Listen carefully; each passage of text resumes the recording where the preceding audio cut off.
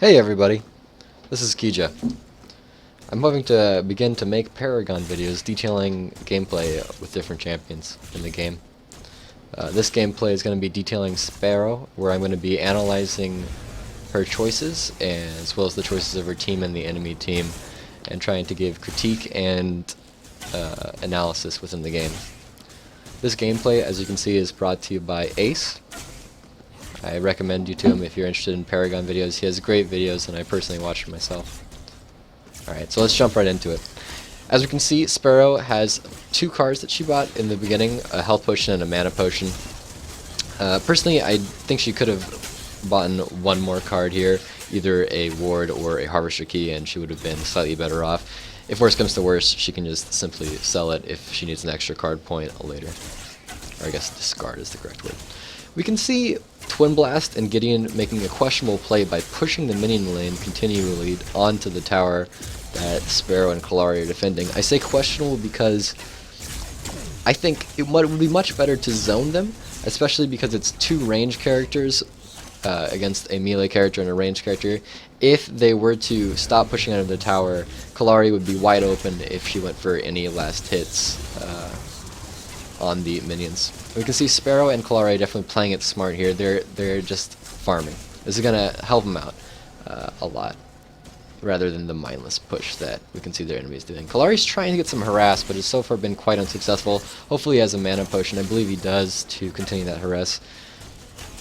Although he should definitely be a little bit more active with that harass. I think he's only sent out a couple so far. I think Gideon and Twin Blast are maybe starting to wise up. They definitely cleared that lane slower, but they're still pushing the tower, really helping out the blue team unnecessarily too. It could open them up to ganks either from mid lane, or if the blue team had a jungler. In this game they don't, they just have two mid. But if the blue team were to have a jungler, it would definitely be to a huge disadvantage for these two, the orange two, to push the lane. It creates them susceptible for ganks, and it really hinders any zoning capabilities they have. Zoning is when you try and keep your enemies as far away from the minion wave as possible in order to deny them farm.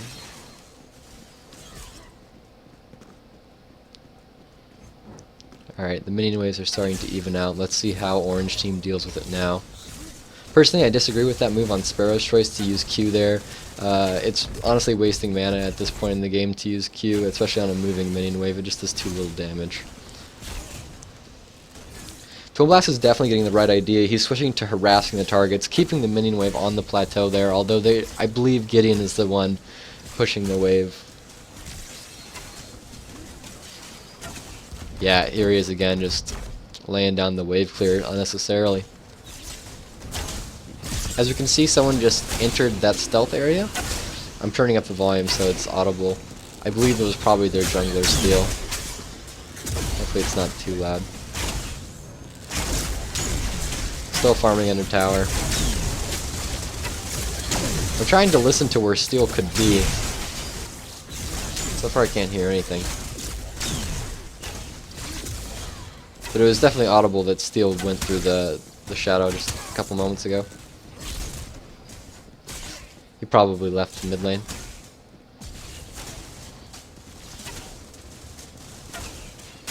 We can see him starting to back off. It looks like Twin Blast may have left. Nope, there he is. A strange move by Gideon there to teleport up. He has no mana now and is very susceptible. I think this could easily be a kill by blue team. He's completely out of position. Good damage brought on. Sadly, the follow-up is just not happening. Sparrow didn't level up her auto attack for that extra increase of damage, and also didn't use her E to keep up with speed. Additionally, neither of them sprinted ahead to catch up to him while he was running away. Definitely could have been an easy kill. Oh, they could be moving in again. No, it doesn't look like it. Too far. Actually, he's not engaging sprint mode. This still could be a kill. Nope. Doesn't look like it. Seems like both teams are not utilizing their sprint mode, either defensively or offensively at this point. I think Gideon's getting a little greedy here. He's trying to defend the wave, but he's just getting harassed. It's very risky on his part. He could have died there multiple times. and the wave's still just as big. This is a very easy tower to take because as you see, there's all of the enemy team during mid. They really suffer no retaliation here. And it looks like mid is being defended, so I think this might be a free tower. Skip ahead a little bit. Yeah, we can see it just going down quickly. Twin Blast came, but much too late. All the enemy team really got dwindled down in mid lane. They had really no option. Alright, let's look ahead. Let's see what she buys. A Blade of Agora. Alright. I don't think that is the best choice at the moment, simply because it's early on. The Blade of Agora gives only one flat stat, 1 card point worth of flat stat, rather than the usual 4 card points worth of flat stat. And the reason why it does that is because it gives an extra bonus of 50% crit damage. And that 50% crit damage, it's only useful if you have crit. At the moment, Sparrow only has 1 spear, that's only 4% crit. She's not really getting any benefit from that 50% crit damage. If she had built a spear and then a Blade of Agora, it would have made more sense in my opinion. I personally would have gone 2 spears. She's leveling up, not her auto attack, interesting decision. I think she leveled up her E. Auto attack is definitely a huge damage increase on the AD carry class. Pushing up the lane. Skip ahead. Continuing to push up the lane. And continuing to push up the lane. Might be able to get a tower here. Oh, looks like Steel's coming up. So you're getting some damage on the turret. She sees Steel. Steel's engaging pretty rapidly. Engaging running mode, not a good idea at this point. It's a very easy snare for Steel to hit, and as a range character, you do not want to be snared, especially near a tower against the melee champion. She's running away. I don't think this is going to work. I think Steel's pretty much stuck on her. If I was her, I would probably backpedal with the E while shooting Steel, do as much damage as I can, maybe try and turn it around. Oh, now she's starting to push it up, but it's probably too late. She uses the health potion, though. That will buy her very, very useful time. Oh, excellent minion block. Completely just using those minions so Steel cannot hit her directly. Oh, and she even got the kill on Steel. So that was definitely a poor play on Sparrow in the beginning, but really superb play at the end to turn that 0 for 1 into a 1 for 1. Skip ahead a little bit. She opted to upgrade the Spear of the Rift Hunter. Definitely a good decision. She needs that crit to make the Blade of Agora useful. Here we go in mid lane. We can see an engage start to break out. Steel uses his ultimate. I believe only hits Howitzer, but doesn't matter. It was a slightly misplaced ultimate by Steel, but just because Gideon had such a great ultimate and he's so fed, the enemy team had no chance there. The black hole is deadly. This is just free towers all around. We can see Twin Blast getting a kill in the top left. Completely, I think it's an ace for the friendly team. And yeah, they're gonna get this tower. They're gonna get top left tower and possibly even middle tower as well. Let's see what happens. They're on middle tower. You're not gonna do damage on a tower while the tower has no minions around it to weaken its defenses. So let's see what happens.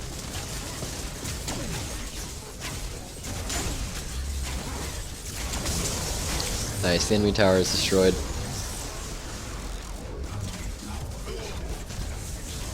Alright, here we can see the carries on the right in horrible positioning. Definitely allowed for them to get caught out. Although Sparrow's walking into the black hole, definitely not a good idea. Allowing herself to get hit by Howitzer and allowing herself to get stunned from that slow by Steel, ultimately causing her death. I'm not sure if Sparrow could have survived that one at all just because of the positioning of Howitzer and Steel, but it definitely would have helped to have that extra 230 health that she wouldn't have taken from Black Hole, as well as not having to deal with the slow. Let's see what she opts to buy. She buys a Amulet of the Veteran. Let's see what she upgrades it with. Health. Alright. Yeah, more health. Alright. So I disagree with that current purchase. I'm going to skip more to the action.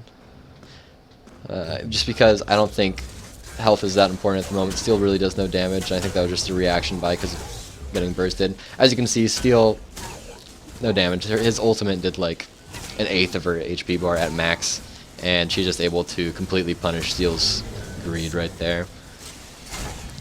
But yeah, I don't know if that Amulet of Veteran more damage would have probably been more useful, or at least socketing the Amulet with more damage. I would have gone to crit myself. Let's move up a little bit. We can see them pushing this lane. Steel is using excellent intimidation tactics, just making sure no one really goes on Sparrow, so she's pretty safe. Let's see. You can see Steel and Twin Blast engaging the enemies. Twin Blast is slightly out of position here. She can get some good damage. Oh, that's a great engage by the friendly Steel. This is going to allow... Oh, Sparrow got a little afraid of the Steel there, the enemy Steel, which caused her to not really end up with the kill on Twin Blast. And now she's running away, although Steel really has no damage. She could have definitely stayed and fought there and punished the Twin Blast. Oh, Twin Blast is greedy, though. Easy kill for blue team to pick up. And red buff is dropped too. Steel gets it. I personally would have preferred the red buff on either the assassin or the carry. But as long as one of them gets it, I guess it's okay. Alright. More stalemate in mid lane. Looks like. Yep. Just waiting fun minion ways. Stalemate in mid lane, farming. I would, yeah, just boring. You can see Kalari over here. Maybe they can make a play happen. Assassinate one of them. Twin Blast is doing work in top right, distracting the opponent. Oh, they can probably kill that Howitzer. He was slightly out of position, although looks like Sparrow opts for the defensive play, predicting that ultimate. So she's still full health. Alright, looks like there's more of a stalemate. Oh, missed some action. Alright, you can see, looks like they're getting surrounded. We have Kalari in the front, Gideon in the left, and I believe Twin Blast on the right, just completely demolishing Howitzer and the other enemy there. And Twin Blast is very greedy here. Yeah, they had no chance right there. Blue team is definitely more powerful, and when you get to surround on enemies, it makes it so they can't dodge really, because if they dodge one way, it'll still be hit with something else most likely.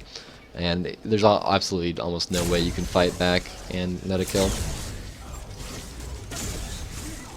You can see a valiant effort of Murdoch and Steel trying to defend the tower. Steel dives the tower, very questionable. I don't think he's going to get out of this alive. Sparrow and Kalari are also getting punished from Steel's greed. Steel dies, dropping the red buff, giving it to the enemy Steel. They're not pushing this advantage. I think Sparrow's going to be able to get away if she sprints. Yep, she sprints instantly. That's definitely the correct play there. She needed to get out of there ASAP. Cool. Yeah, she's just going to back up, recuperate, buy some stuff. She had a lot of card points. Opted for a Wind Carver Blade. Looks like she got a Spear of Rift Hunter as well. Definitely going to help her damage with that crit.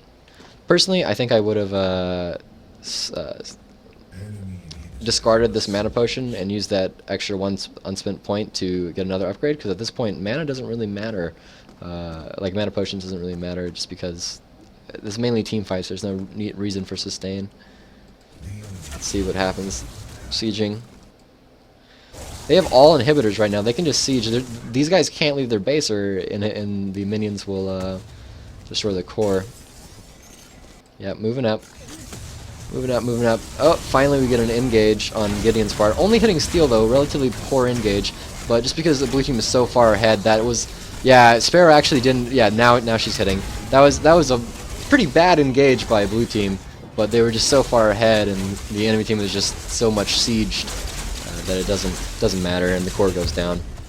Alright, I'd like to thank Ace for letting me use this footage.